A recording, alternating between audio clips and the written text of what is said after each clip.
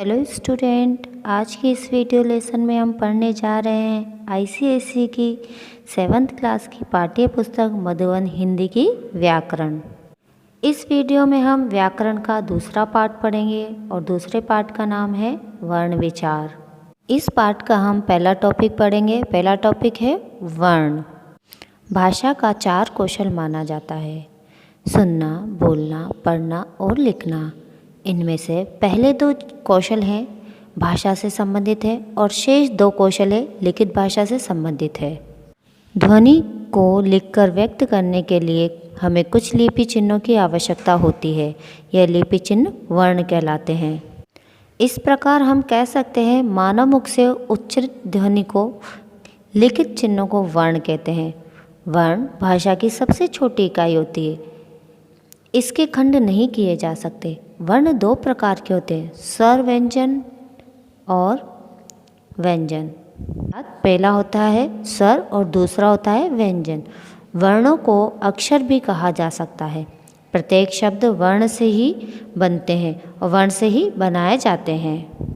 मानक हिंदी वर्णमाला। पहला टॉपिक है हमारा, क्या है? मानक हिंदी वर्णमाला। वर्णों का निश्चित क्रमबद्ध व्यवस्था को वर्णमाला कहते हैं। वर्णमाला में 52 वर्णमाला है। हिंदी में वर्णमालाओं की संख्या कितनी है?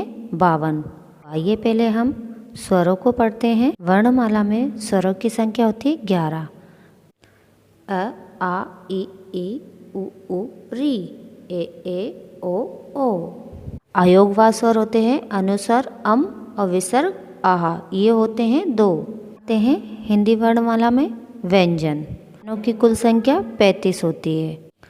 क, ख, ग, घ, ण, च, ज, झ, ट, ठ, ड, ढ़, ण, त, थ, ध, ध, न, प, फ, ब, भ, म, य, र, ल, व, श, स, ह। हमारे आते हैं संयुक्त व्यंजन। व्यंजन की कुल संख्या होती है 4। कश, त्र, ग, श, र। व्यंजन होते हैं अर्थात उत्क्षिप्त व्यंजन होते हैं ड के नीचे जिसमें बिंदी होती है, ड के नीचे भी जिसमें बिंदी होती है, वे विशेष व्यंजन अर्थात उत्क्षिप्त व्यंजन कहलाते हैं। आगत ध्वनि। आगत ध्वनि होती है ज और फ, जिन वर्णों के नीचे बिंदी होती है वह आगत और आ होता है। ज, फ और अ का प्रयोग हिंदी के प्रयोग में किए जाने वाले शब्द उर्दू और अंग्रेजी में किया जाता है, जैसे कॉलेज, डॉक्टर, कॉफ़ी। हैं अनुनासिक। अनुनासिक में अ जो होता है उसके ऊपर चंद्र बिंदु होता है, वह अनुनासिक होता है। इस प्रकार हिंदी वर्णमाला में पूरे वर्ण होते हैं 52। कुल 52 कितने होते हैं वर्णमाला में? वर्ण 52। हम पढ़ते हैं वर्णमाला का पहला स्वर। स्वर जिन वर्णों के उच्चारण में वायु बिना किसी रुकावट के मुंह से बाहर निकलती है उन्हें क्या कहते हैं? स्वर। स्वर कौन कौन से होते हैं? अ, आ, ई, उ, री, ए, ओ। ये टोटल मिला के पूरे कुल होते हैं 11 स्वर। अम, आहा, अयोगवाच स्वर कहलाते हैं। हम पढ़ते हैं स्वर के भेद। स्वर के 2 भेद होते हैं। पहला होता है ह्रस्व स्वर, दूसरा होता है दीर्घ स्वर। एक स्वर और होता है स्वर। तो हम पहला पढ़ेंगे ह्रस्व स्वर।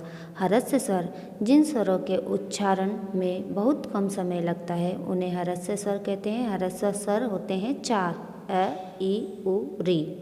दीर्घ स्वर होते हैं जिन स्वरों के उच्चारण में हाथ से यानी ह्रस्व स्वर के उच्चारण से दुगना समय लगता है उन्हें दीर्घ स्वर कहते हैं। दीर्घ स्वर की संख्या होती है 7: आ, ई, उ, ए, ओ।